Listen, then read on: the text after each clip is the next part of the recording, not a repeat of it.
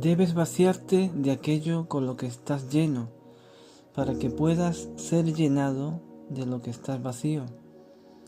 Esta es una frase de San Agustín de Hipona, también conocido como San Agustín, y fue un escritor y teólogo cristiano que luchó en Hipona, una colonia de la ciudad de Tiro, al norte de África, y luchó por compartir la palabra de Dios, y que finalmente falleció por la causa de Cristo el 28 de agosto del año 430 a los 76 años de edad, durante el asedio de la ciudad por los vándalos, un pueblo germánico colonizador, y que una vez allí crearon un reino en el norte de África que duró más de 100 años, hasta que fueron destruidos por el Imperio Bizantino en el año 534. San Agustín fue venerado como santo por varias comunidades cristianas, entre ellas la Iglesia Católica, en el año 1295 por el Papa Bonifacio VIII. Y por cierto, los vándalos, antes de penetrar en el norte de África, estuvieron asentados durante unos años en el sur de España, por la zona del estrecho de Gibraltar, muy cerca de donde yo vivo. La historia de la humanidad es asombrosa, pero esto es otra historia. Ahora vamos a la palabra de Dios. En el nombre del Padre, en el nombre del Hijo y en el nombre del Espíritu Santo. Amén. La historia de la humanidad es asombrosa, sí, pero es temporal. Todos tenemos principio y fin, pero no hay ni una sola palabra de Dios que no contenga eternidad. La más mínima palabra que sale de la boca del Señor es eterna, es verdadera, está llena de su Espíritu y por lo tanto es vida. Isaías 40, versículo 8, ahí dice: sécase la hierba, marchítase la flor, mas la palabra de Dios nuestro permanece para siempre. La palabra de Dios es eterna. La palabra de Dios no tiene ni principio ni fin. La palabra es el alfa y la omega. La palabra es el que es, y que era, y que ha de venir, el Todopoderoso. La palabra de Dios es Jesús. Y antes de que todo comenzara, ya existía aquel que es la palabra. La palabra estaba con Dios y la palabra era Dios. Y si vamos al libro de los Hechos, capítulo 9, versículos del 3 al 6, la palabra verdadera se le presentó a Saulo de Tarso repentinamente como un gran resplandor de luz del cielo que cayó a tierra, como si cayese un rayo. Saulo, que ya estaba cerca de Damasco, al ver esa luz más fuerte que la luz del sol, cayó al suelo. Y la palabra habló, se expresó, diciendo: Saulo, Saulo, ¿por qué me persigues? Él dijo: ¿quién eres, Señor? Y le dijo: yo soy Jesús, a quien tú persigues. Él, temblando y temeroso, dijo: Señor, ¿qué quieres que yo haga? La versión original, en griego, dice que Saulo, temblando, asustado, atemorizado, dijo: Señor, ¿qué me estás queriendo hacer al llevarme hacia ti?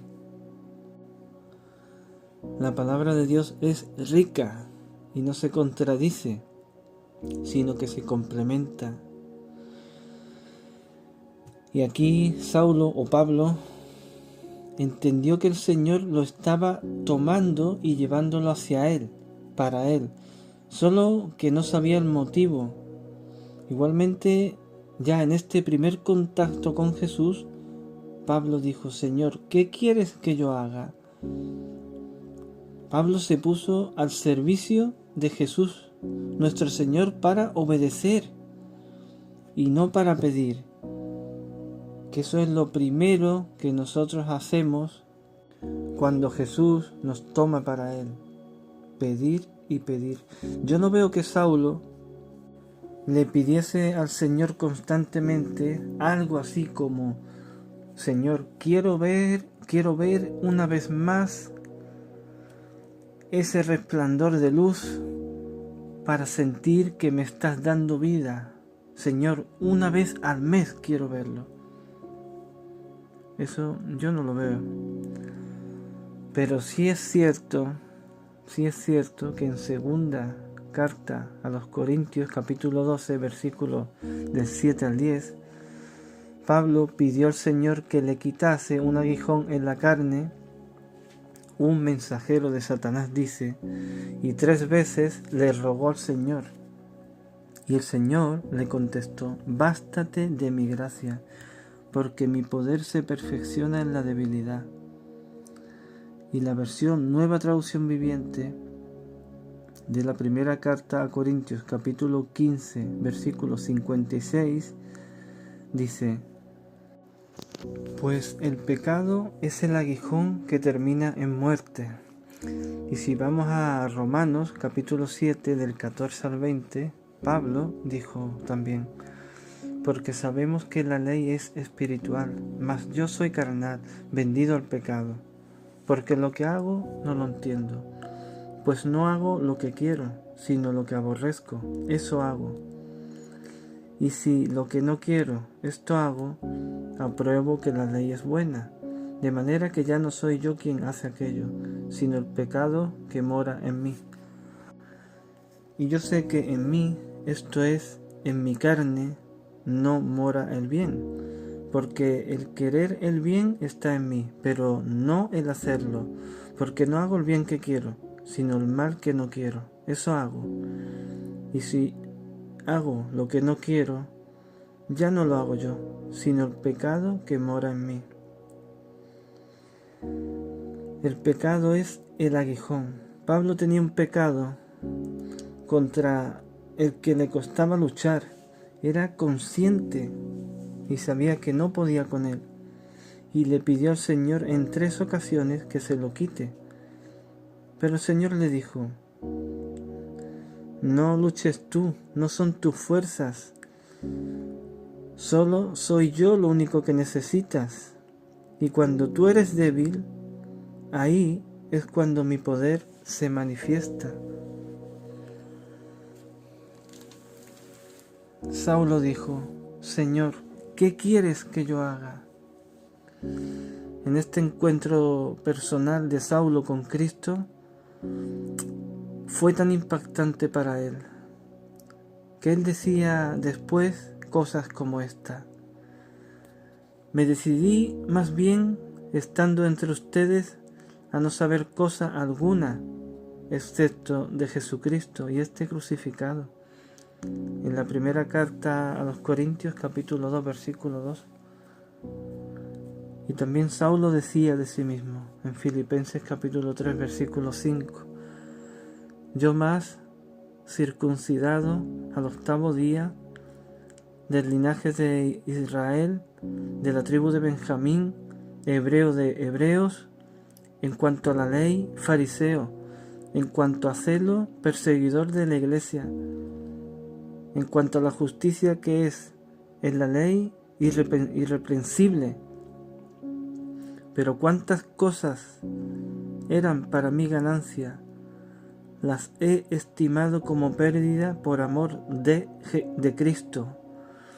Y ciertamente aún estimo todas las cosas como pérdida por la excelencia del conocimiento de Cristo Jesús, mi Señor, por amor del cual lo he perdido todo y lo tengo por basura, y ser hallado en Él, no teniendo por mi propia justicia, que es por la ley, sino la que es por la fe de Cristo, la justicia que es de Dios por la fe,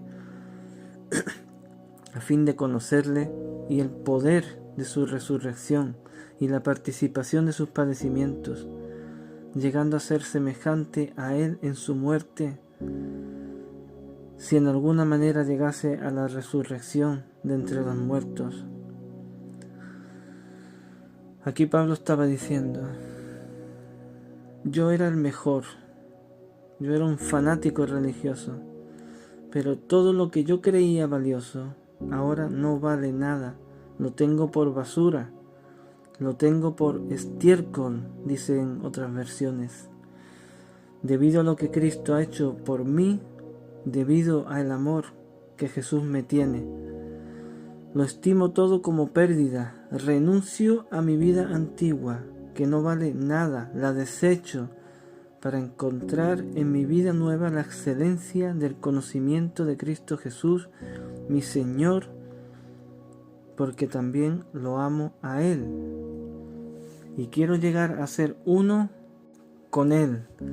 Así que ya no me apoyo en mi religiosidad antigua y vacía, sino en mi fe en Cristo.